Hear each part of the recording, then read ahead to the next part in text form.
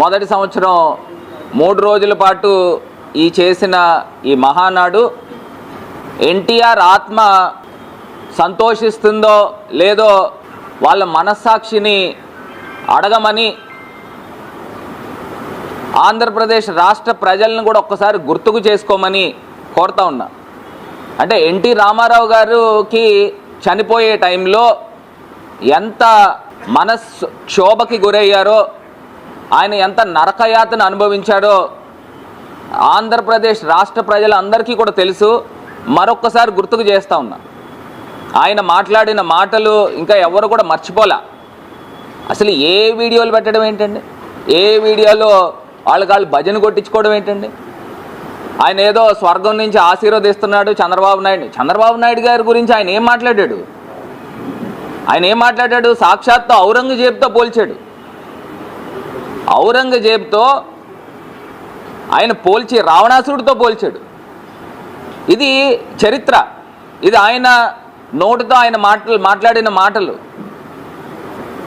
మరి ఒక వీడియో చేసి మరి ప్రజల్లో అమాయకులు అనుకుంటున్నారో లేకపోతే అందరికీ చెవులో పువ్వులు పెడుతున్నారో అర్థం కావట్లా. మరి లోకేష్ని ఆయన రాజకీయ వారసుడిగా వీడియో ద్వారా మరి ప్రకటించడం అంటే అందరు నవ్వుకుంటున్నారు. అక్కడ నందమూరి కుటుంబానికి సంబంధించి ఒకటి కూడా కనబడలా.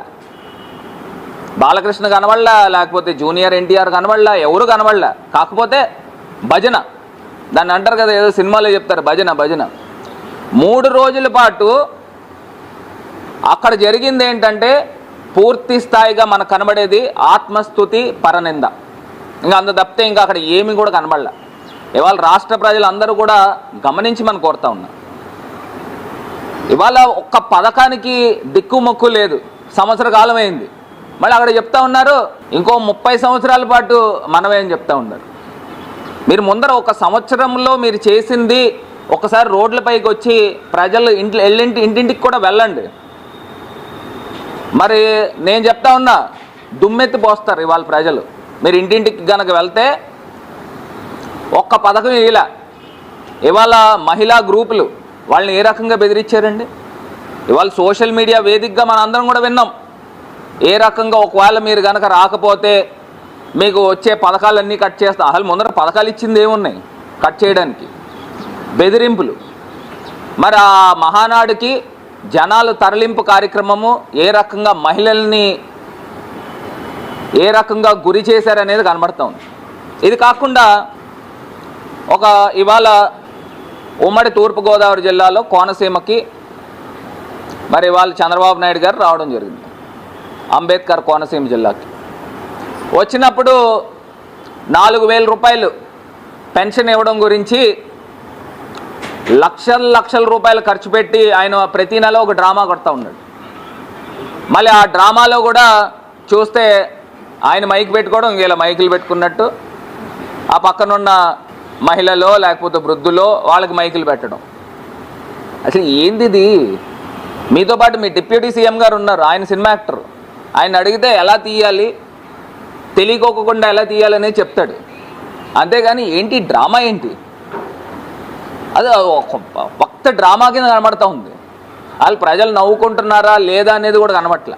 ఇవాళ ఆయన తీవ్రమైన అభియోగాలు, రెక్కాడితే డొక్కాడని ఎవరైతే MDU ఆపరేటర్స్ ఉన్నారో వాళ్ళు కటిక పేదవాళ్ళు, బీసీలు, ఎస్సీలు, ఎస్టీలు, మైనారిటీలు, వాళ్ళు అణగారిన వర్గాలు.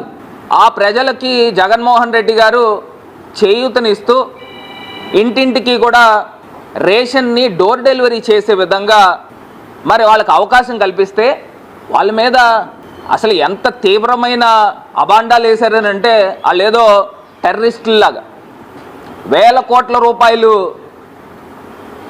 దోచేస్తున్నారంట. వాళ్ళకి అసలు వాళ్ళు మామూలుగా రెక్కాడితే కూడా డొక్కాడదు. అలాంటి వాళ్ళు వేల కోట్లు దోచేసి మంత్రులకు, ప్రజాప్రతినిధులకు, అధికారులకు, ఆఖరికి ఆయన దగ్గరికి వెళ్ళిపోయారంట లంచాలు ఇవ్వడానికి. అంటే ఈ MDU ఆపరేటర్ వ్యవస్థని తీయద్దు అని లంచాలు ఇవ్వడానికి సాక్షాత్తు చంద్రబాబు నాయుడు గారి దగ్గరికి వెళ్ళారు అని ఇవాళ చంద్రబాబు నాయుడు గారు మాట్లాడిన మాటలు ఒక్కసారి మనం చూద్దాం. అదేవిధంగా కాకినాడ పోర్టుకి వెళ్ళిపోతున్నాయంట. ఏంది 1000 కోట్ల రూపాయల బియ్యం కాకినాడ పోర్ట్. మీరు సంవత్సరం అయింది స్వామి, సంవత్సరం అయ్యి మీరు అధికారంలోకి వచ్చి సంవత్సరం అయింది. ఒకవేళ నిజంగానే కనుక అక్రమాలు జరిగితే సంవత్సరం కాలం మీరు ఏం చేస్తూ ఉన్నారు? గాడిదలు కాస్తున్నారని అడుగుతున్నా. ఏం చేస్తూ ఉన్నారు? ఒకవేళ అక్రమాలు జరిగితే ఎందుకు పట్టుకోవట్లేదు? ఎందుకు ఈ రకమైన డ్రామాలు ఆడుతున్నారు? మీరు ఒకవేళ వ్యవస్థ తీస్తే మీరు పాలసీ మ్యాటర్గా వ్యవస్థ తీశారు, నిర్ణయం తీసుకున్నారు, అంతేగాని ప్రజల్ని మభ్యపెట్టద్దు. ప్రజలు అమాయకులు కాదు. వాళ్ళు ఎవరండి? వాళ్ళు పాపం వాళ్ళు ఇప్పుడు 1000 కోట్ల రూపాయలు లంచాలు ఇచ్చే రకాలైతే వాళ్ళు కనీసం ఒక కారులో పెద్ద పెద్ద బంగ్లాలో మెయింటైన్ చేయాలి కదా. వాళ్ళు ఎవరండి? వాళ్ళు అణగారిన వర్గాల మీద ఈయన అగ్రవర్ణుడు ఏ రకంగా వాళ్ళపైన అబాండాలు వేస్తూ ఉన్నారు. ఒక్కసారి ఆయన చెప్పిన మాటల్లోనే విందాం. ఫుల్ స్క్రీన్ పెట్టుకోవాలి. పేరు డోర్ డెలివరీ వాహనం. ఈ వాహనాల్లో బియ్యం తీసుకుపోవడం, రోడ్డు మీద ఇచ్చి మళ్ళా బియ్యం తీసుకొని నేరుగా కాకినాడ పోర్టుకు వస్తుంది. ఎంత కరుడు కట్టిపోయారంటే ఈ దుర్మార్గులు 1000 కోట్ల రూపాయలు ఖర్చు పెట్టే మాఫియా తయారైపోయారు. రాజకీయ నాయకులు కొనే పరిస్థితికి వచ్చారు, ఆఫీసర్లు కొనే పరిస్థితికి వచ్చారు, మాఫియాలుగా తయారైపోయారు. నేను ఒకటే చెప్తున్నా, నాకు అన్నీ తెలుసుకొని చెప్పడంలో ఇక్కడ వాళ్ళ కొవ్వు ఎంత ఉందంటే నా దగ్గర కూడా వచ్చే పరిస్థితికి వస్తున్నారు. కాబట్టి వార్నింగ్ ఇస్తున్నా, జాగ్రత్తగా ఉండండి. ఎవరు మిమ్మల్ని ఆయన ఏం చెప్తా ఉన్నాడంటే కొవ్వెక్కిపోయారంట. ఎవరు? బీసీ, ఎస్సీ, ఎస్టీ, మైనారిటీలు, అణగారిన వర్గాలు కొవ్వెక్కిపోయి ఆయన దగ్గరికి వస్తున్నారంట. అంటే దేనికి వస్తున్నారు మీ దగ్గరికి? అంటే మిమ్మల్ని అడగడానికి వస్తున్నారా, లేకపోతే మీకు లంచాలు ఇవ్వడానికి ప్రలోభ పెడుతున్నారా? దేనికని అడుగుతున్నా. అక్కడ ఆయన చెప్పాడు ఇందాక, ప్రజాప్రతినిధుల దగ్గరికి వెళ్తున్నారు, అధికారుల దగ్గరికి వెళ్ళి ఒత్తిడి చేస్తూ ఉన్నారు, లంచాలు ఇస్తున్నారని చెప్తా ఉన్నాడు. నాకు అర్థం కావట్లే. ఒక అణగారిన వర్గాలపైన ఏంటి ఈ జాతి దురహంకారం అని అడుగుతా ఉన్నా. వాళ్ళు ఎవరండి అసలు? వాళ్ళు MDU ఆపరేటర్లు అంటే ఆటో డ్రైవర్లు, ట్యాక్సీ డ్రైవర్లు, రెక్కాడితే కానీ డొక్కాడని నిరుపేద కుటుంబాలు. వాళ్ళు ఈయన దగ్గరికి వెళ్తున్నారంట. అంటే ఆయన చెప్పే విధానం ఎలా ఉందని అంటే నన్ను కూడా కొనే ప్రయత్నం చేస్తున్నారనే విధంగా ఆయన మాట్లాడుతున్నాడు. ఒకసారి ఆన్ చేయమ్మా. మిమ్మల్ని కాపాడలేడు, మీ పని మీరు చేయండి. అవసరమైతే మా వాళ్ళకి రైస్ వద్దనుకుంటే నేను వాళ్ళకి కావాలి డబ్బులే కావాలని DBT కింద వేస్తా, అకౌంట్ లో వేస్తా.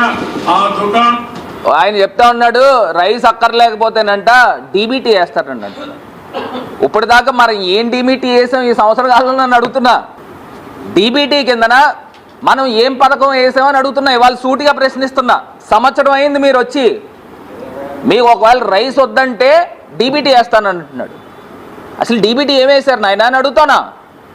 ఇవాళ రైతులకి రైతు భరోసా, తల్లికి వందనం, మరి ఇవాళ ఫీజు రియంబర్స్మెంట్, ఇవాళ ఇన్ని పథకాలు ఉన్నాయే.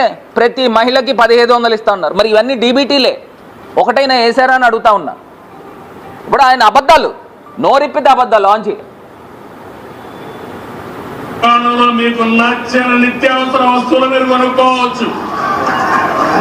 కావాలంటే బియ్యం కొనుక్కోండి, లేకపోతే ఇంకొక పక్కన పోతే మీకు కావాలంటే చక్కెర కొనుక్కోండి, పండుగలు కొనుక్కోండి, గోధుమలు కొనుక్కోండి, కూరగాయలు కొనుక్కోండి. నాకు ఏం బాధ లేదు. కానీ పేదవాడికి ఇచ్చే డబ్బులు పేదవాడికి చేరాలి. మధ్య దళారులు ఉంటే మాత్రం దళారులు. నేను అడుగుతా ఉన్నా, ఇప్పుడు మీరు తీసుకొచ్చే విధానము ఏదైతే ఉందో రేషన్ డీలర్ల విధానము, MDU ఆపరేటర్లు, రేషన్ డీలర్లు ఒకళ్ళపైన ఒకళ్ళు చెక్. ఒకవేళ రేషన్ డీలర్లు ఎక్కడైనా అక్రమాలకు పాల్పడితే ఈ MDU ఆపరేటర్లు పైన చెక్ ఉంటారు. నువ్వు ఎందుకు తింటున్నావు, ఇగో ఈ బియ్యం ఏమైంది, లేకపోతే ఈ చక్కెర ఏమైంది, లేకపోతే ఈ పప్పులు ఏమైనాయి అని వీళ్ళు అడుగుతారు. ఒకవేళ MDU ఆపరేటర్లు కనుక వాళ్ళకి ఇవ్వకపోతే ఈ రేషన్ డీలర్లు అడుగుతారు. ఒకళ్ళపైన ఒకళ్ళకి చెక్ ఉండే కార్యక్రమం ఉంది.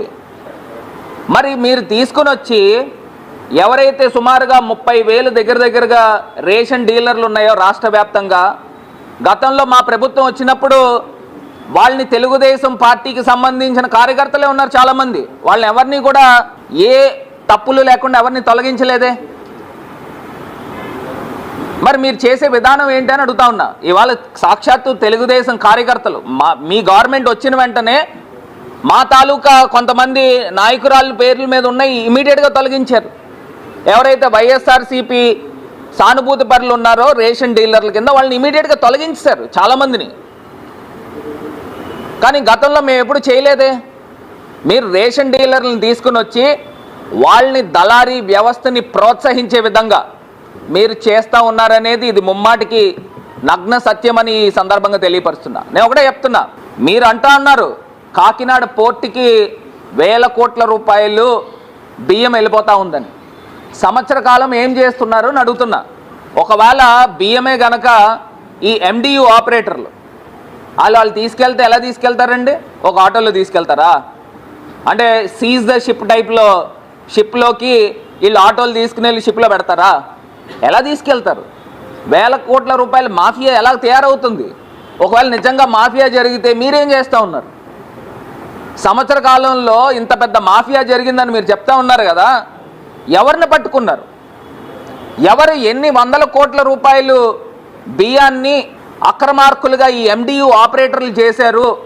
పోనీ ఒక MDU ఆపరేటర్ అయినా కనీసం 1 కోటి రూపాయలైనా సంపాదించాలి కదా. ఇప్పుడు మీరు చెప్పే 1,000 కోట్ల రూపాయలు మీకే లంచాలు ఇచ్చేదానికి ఈ MDU ఆపరేటర్లు తయారయ్యారని మీరు చెప్తా ఉన్నారు.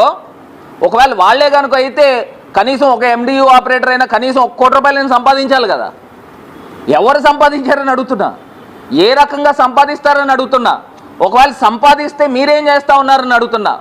సంవత్సర కాలమైంది, మీరు ఎవరిపైన ఎన్నెన్ని కేసులు కట్టారు, ఎవరు ఎన్నెన్ని కోట్ల రూపాయలు అక్రమ బియ్యము తరలించారు, ఇవన్నీ కూడా బయట పెట్టండి. మీరు ఏదో సుత్తి కొడతామంటే ఎవరు నమ్మరు. మీరు ఆధారాలతో బయట పెట్టండి. ఇగో పలానా, ఇగో ఈ MDU ఆపరేటరు, ఇగో పలానా ఈ ఆటో నెంబర్ అతను, ఇగో ఇన్ని 100 కోట్ల రూపాయలు కాకినాడ పోర్టుకి తరలించాడు, బయట పెట్టండి. అంతే తప్పితే ఏదో తీసుకుని వచ్చి కొవ్వెక్కిపోయారు, అసలు ఏం మాటలు మాట్లాడుతున్నారండి? అసలు మీ స్థాయికి మాట్లాడాల్సిన మాటలేనా అని అడుగుతున్నా. అనగారిన వర్గాలపైన ఏంటి జాతి దురహంకారం అని అడుగుతా ఉన్నా. ఇంత దారుణమా? అసలు మనం మాట్లాడేదానికైనా మనకైనా కొంచెం మనకు కూడా కొంత మనస్సాక్షి ఉంటుంది కదండి. మీరు ఓకే పథకం తీస్తారు కాదనట్లే, కానీ కనీసం మనస్సాక్షి ఉండాలి కదా. ఒక అనగారిన వర్గాలపైన ఇంత దారుణంగా నిందలేస్తూ ఉన్నారు, కొవ్వెక్కిపోయేవని మాటలు మాట్లాడుతూ ఉన్నారు. అసలు ఎవరు చేశారు అక్రమాలు, ఎవరు చేశారు బయట పెట్టమని అడుగుతా ఉన్నా. ఆన్ చేయి, నెక్స్ట్ వీడియో ఆన్ చేయి, పెట్టు, ఏదో ఒకటి పెట్టు, ఆన్ చేయి. మాఫియాలుగా తయారై డబ్బులు పెట్టి చేసే మాత్రం మీకు ఈ రాష్ట్రంలో చోటు లేదని మరొక్కసారి హెచ్చరిస్తున్నాం. 1,000 కోట్ల రూపాయలు. ఆశ్చర్యం వేస్తుంది నాకు ఇవన్నీ చూసినప్పుడు. అంటే ఈ రాష్ట్రానికి ఒక నేర చరిత్రలో వచ్చేసి ఏం చేస్తున్నారంటే నేరాలు ఘోరాలు చేసి దానికి ముసుగు రాజకీయం, ఎంతో పైన రాజకీయం ముసుగేస్తున్నారు. అందుకే నేను చెప్పాను, ఆర్థిక నేరస్తులు చాలా ప్రమాదం, టెర్రరిస్టులు, ఆర్థిక ఉగ్రవాదులు. వీడియోకి పెట్టుకో. ఆయన చెప్తా ఉన్నాడు ఆర్థిక నేరస్తులు వీళ్ళు టెర్రరిస్టులు అంట. ఏమండి చంద్రబాబు నాయుడు గారు, మీ వయసుకి మీకున్న అనుభవానికి ఒక చిన్నవాళ్ళు, ఆర్థికంగా చిన్నవాళ్ళు, జాతిపరంగా చిన్నవాళ్ళు, అనగారిన వర్గాలు, వాళ్ళని ఆర్థిక నేరగాళ్ళు, టెర్రరిస్టులు అంటా ఉన్నారు. మీకు తగునా? ఇంత దారుణమైన మాటలు మాట్లాడడం మీకు తగునా అని అడుగుతా ఉన్నా. ఎంత అన్యాయంగా మాట్లాడవద్దు అని చెప్పి, బాబు అందరు లైట్లు ఏంటమ్మా, మాట్లాడవద్దు అని చెప్పేసి మీకు హితవు పలుకుతా ఉన్నా. ఫోన్ చేయి ఇమీడియట్గా లైట్ కరెంట్కి. మరి బహుశా ఈ ప్రెస్ మీట్ జరుగుతుందని మరి తెలుసు అనుకుంటా, ఇమీడియట్గా కరెంట్ కూడా తీసేశారు. మరి ఇంత నాణ్యమైన విద్యుత్ అందిస్తూ ఉన్నారు ఈ కూటమి ప్రభుత్వంలో. ప్రతి అరగంటకి గంటకి కరెంటు పోవడమే. మరి ఇవాళ ఈ చంద్రబాబు నాయుడు గారికి ఇప్పటికైనా మీరు మాట్లాడిన మాటలు వెనక్కి తీసుకోవాల్సిందిగా వారిని కోరుతా ఉన్నా. ఎందుకంటే మీరు యుద్ధం చేయండి, జగన్మోహన్ రెడ్డి గారు ఆ స్థాయిలో యుద్ధం చేయండి, అంతే తప్పితే చిన్నవాళ్ళ పైన ఎందుకండి మనకి ఎందుకు అని అడుగుతున్నా. మన స్థాయికి తగ్గట్టు యుద్ధం చేయాలా, అంతే తప్పితే చిన్న వాళ్ళపైన ఏంటండి? వాళ్ళు ఎవరండి పాపం? MDU ఆపరేటర్లు. అసలు వాళ్ళకి ఏమి ఇది ఉంది, ఆర్థికంగా ఏం బలవంతులు? అసలు వాళ్ళు ఎవరండి? వాళ్ళు చిన్నవాళ్ళు. వాళ్ళపైన ఇంత టెర్రరిస్టులని ఒక అపవాదు నెపం వేస్తూ ఉన్నారు. మీరు 11 తీసేస్తే తీసేయండి, అంతేగాని ఏ రకంగా మేము కోర్టులోనూ న్యాయ పోరాటాలు వాళ్ళు చేస్తారు, మేము సహకరిస్తాం, అంతేగాని వాళ్ళని ఆర్థిక నేరగాళ్ళని లేకపోతే టెర్రరిస్టులని మాఫియాలని మరి ఈ పదాలా మీరు వాడేది? ఎంత అన్యాయం అండి. ఇది కాకుండా ఇంకా నేను కొన్ని వీడియోలు, అది కరెంటు వస్తుందా, ఇంకా నేను వీడియోలు కూడా కొన్ని చూపిస్తాను. మీరు ఒకసారి ఆలోచిస్తే 1-2 కాదు, ఈరోజు ఫేర్ ప్రైస్ షాపులు ఉన్నాయి. ఫేర్ ప్రైస్ షాపుల ద్వారా మనకు నిత్యావసర వస్తువులన్నీ వినబడుతుందా? వీళ్ళు వచ్చి దగ్గర 2000 కోట్ల రూపాయల పైన అప్పులు చేసి MDU అని పేరు పెట్టి ఏదో ఇంటింటికి రేషన్ ఇస్తామని ఇప్పుడు ఒకటి చెప్తా ఉన్నారు. వీళ్ళంట రోడ్డు మీద నిలబడిపోయి జనాలను పిలుస్తూ ఉన్నారంట. ఒకవేళ వాళ్ళు రాకపోతే ఈ సరుకులన్నీ అమ్మేసుకుంటున్నారంట. 1000 కోట్ల రూపాయలు ఖర్చు పెట్టారని అంటున్నారు. నేను ఇవాళ చెప్తా ఉన్నా చంద్రబాబు నాయుడు గారు, రేపు 1వ తారీఖు నుంచి డీలర్ల దగ్గర, డీలర్ షాప్స్ దగ్గర, ఫేర్ ప్రైస్ షాప్స్ దగ్గర వెళ్ళి మీరు రేషన్ ప్రజలు తీసుకోబోతా ఉన్నారు. మీకు అర్థమవుతుంది ఆ ఒత్తిడి ఏ రకంగా ఉంటుంది, ప్రజల దగ్గర నుంచి ఏ రకంగా మీకు వ్యతిరేకత మొదలవ్వబోతా ఉందో రేపు మీకు కనబడుతుంది. నేను అడుగుతున్నా, ఇంకా ఆయన చెప్పిన మాట ఇంకోటి ఏంటంటే, ఎవరైతే కొంతమంది ఫిజికల్లీ ఛాలెంజ్డ్ పీపుల్ ఉన్నారో, వికలాంగులు ఉన్నారో, వీళ్ళందరికీ డోర్ డెలివరీ తీసుకెళ్ళిద్దామని అంటున్నారు.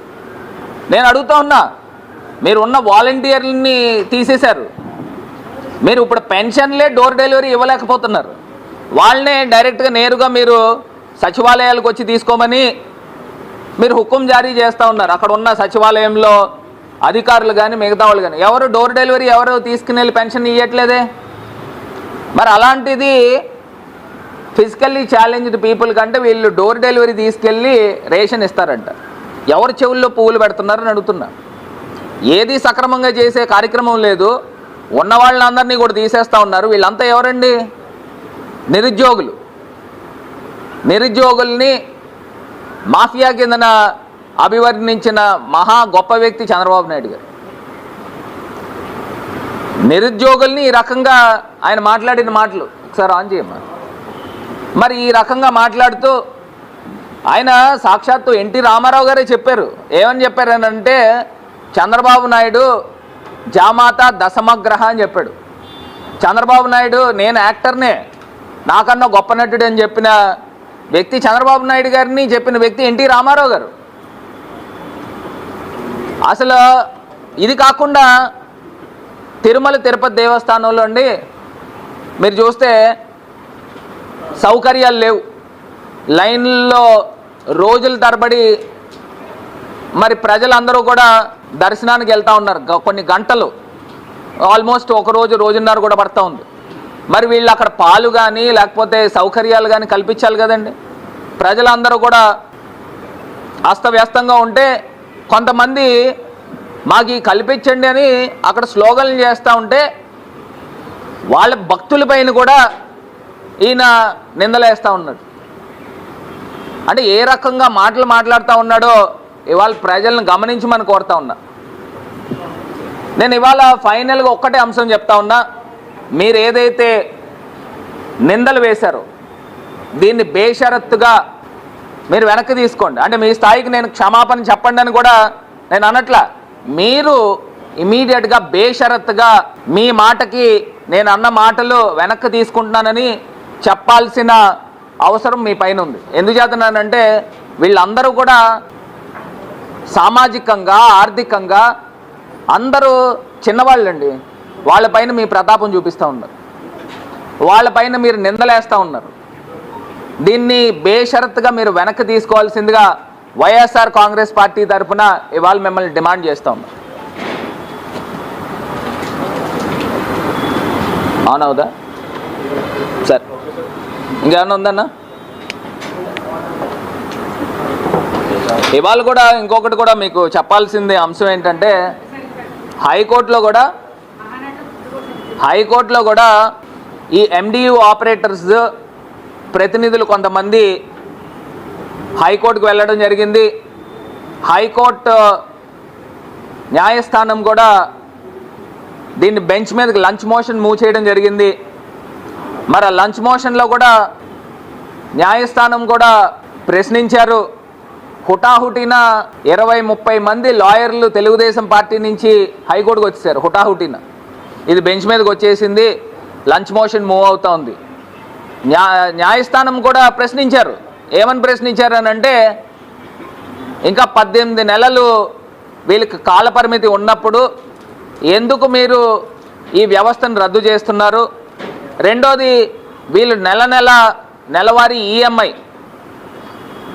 నెలవారీ వాయిదాలు ఏ రకంగా కట్టుకుంటారు అని న్యాయస్థానం కూడా గవర్నమెంట్ని ప్రశ్నించడం జరిగింది. వారు కూడా వీళ్ళకు కూడా ప్రత్యామ్నాయం కల్పిస్తాము, మాకు ఒక 3 వారాలు కాల వ్యవధి ఇమ్మని, 4 వారాలు కాల వ్యవధి ఇమ్మని కోరడం జరిగింది. నిన్న న్యాయస్థానం కూడా వారు కూడా సరైన రీతిలో స్పందించడం కూడా జరిగింది. ఖచ్చితంగా రేపు భవిష్యత్తులో ఈ MDU ఆపరేటర్స్కి వీళ్ళకి న్యాయం జరగాలి. ఏదైతే మీరు తీసుకున్న జీవో ఏదైతే ఉందో ఆ జీవోని రద్దు చేయాలి అని చెప్పి వైఎస్ఆర్ కాంగ్రెస్ పార్టీ తరఫున డిమాండ్ కూడా చేస్తూ ఉన్నాము. న్యాయస్థానం పైన పూర్తి స్థాయి నమ్మకం కూడా మాకు ఉందని కూడా ఈ సందర్భంగా తెలియపరుస్తాం.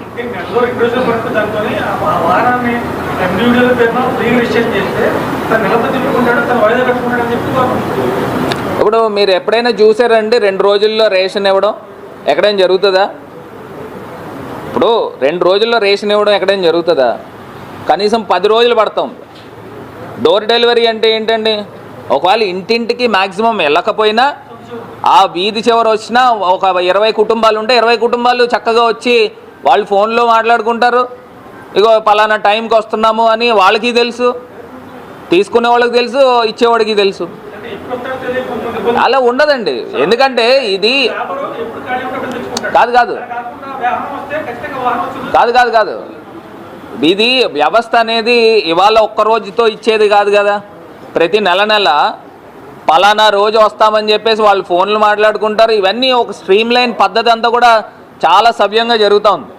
ఇప్పుడు మీరు చూస్తారు రేపన్న రోజు నుంచి ఏ రకంగా ప్రజలు అవస్థలు పడతారు రేపు చూస్తారు. నేను ఇంకో మాట కూడా చెప్తా ఉన్నా. ఇప్పుడు రేషన్ డీలర్లు ఎవరండి? వీళ్ళు తెలుగుదేశం పార్టీ నాయకులు, కార్యకర్తలు. ఒకవేళ వైఎస్ఆర్ కాంగ్రెస్ పార్టీ సానుభూతి పరులో లేకపోతే మద్దతుదారులో ఆ రేషన్ షాప్ దగ్గరికి వెళ్ళామనుకో, వాళ్ళు ఏం మాట్లాడతారు? సూటిపోటు మాటలు మాట్లాడతారు. ఎందుకు వస్తున్నారు మీరు? మీకేం పని? మాకు ఓట్లు వేయరు కానీ మా రేషన్ కావాలా, మేము ఇచ్చే రేషన్ కావాలని అడుగుతారు లేదా? అదే MDU ఆపరేటర్లు కనుక వెళ్తే తెలుగుదేశం కార్యకర్తలైనా, వైఎస్ఆర్సీపీ కార్యకర్తలైనా, లేకపోతే ఎవరైనా కానివ్వండి, లేకపోతే ఎవరు మద్దతుదారులైనా కానివ్వండి, ఈ రకమైన రాజకీయాలు లేవే. ఇప్పుడు రేపు మీరు చూస్తారు, రేపు డీలర్స్ దగ్గరికి ప్రజలు ఏ రకంగా పోటెత్తుతారు, అసలు వ్యవస్థ ఏ రకంగా జరుగుతుంది, గతంలో ఏ రకంగా డీలర్లు ఎంతెంత సంపాదించారు, ఎన్ని అక్రమాలు జరిగినాయి, మళ్ళీ సేమ్ వెలుగులోకి వస్తుంది. నేను ఇందాక చెప్పా, MDU ఆపరేటర్లు, రేషన్ డీలర్లు ఒకళ్ళపైన ఒకరికి చెక్ ఉండే వ్యవస్థ ఇది. వీళ్ళపైన వాళ్ళు, వాళ్ళపైన వీళ్ళు ఇన్స్పెక్షన్ జరుగుతూ ఉంటుంది. ఎక్కడ కూడా అక్రమాలు జరగకుండా ఒకళ్ళనొకళ్ళు అడ్డుకుంటారు. ఇప్పుడు ఒకరికే మీరు తీసుకొచ్చి దోచిపెట్టేయడం వలన వాళ్ళు ఇష్టానుసారంగా జరగబోతుంది. రేపు జరిగేది కూడా అదే. ఖచ్చితంగా వైఎస్ఆర్ కాంగ్రెస్ పార్టీ ప్రజల పక్షాన్ని నుంచి పోరాడుతుందని కూడా ఈ సందర్భంగా తెలియపరుస్తుంది.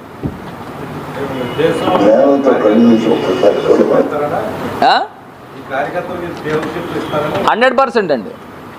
ఇప్పుడు మీరు చూడబోతారు రేపు ఆల్రెడీ వైఎస్ఆర్ కాంగ్రెస్ పార్టీ సానుభూతి పరులు కానీ, లేకపోతే వాళ్ళకి సంబంధించి మా పార్టీకి సంబంధించిన వాళ్ళు ఎవరైనా ఒకవేళ రేషన్ డీలర్లు ఉంటే ఆల్రెడీ తొలగించారు వాళ్ళు గవర్నమెంట్ వచ్చిన వెంటనే. ఇప్పుడు వచ్చేది అందరూ కూడా తెలుగుదేశం పార్టీ మద్దతుదారులు, నాయకులు, కార్యకర్తలు. మళ్ళీ ఇంకా కొత్తగా 6,000 షాపులు ఇవ్వబోతున్నారంట.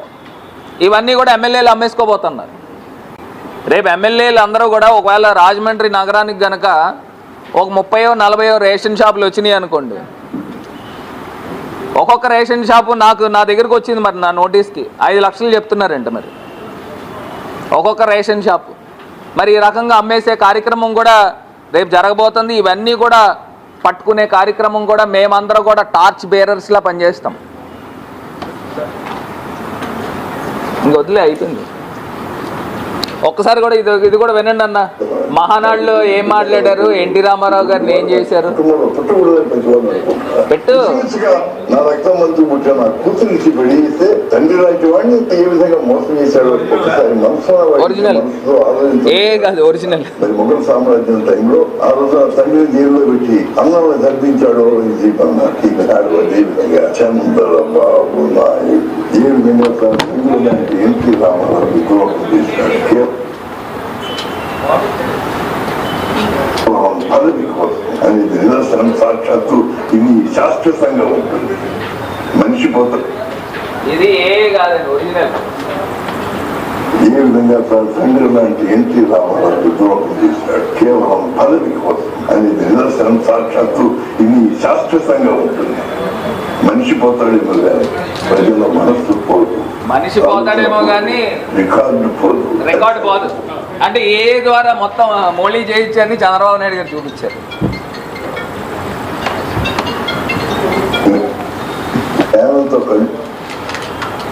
ఇదిగోండి హైకోర్టులో ఫుల్ పెట్టమ్మా స్క్రీన్, నువ్వు ప్రాక్టీస్ చేయలేదు.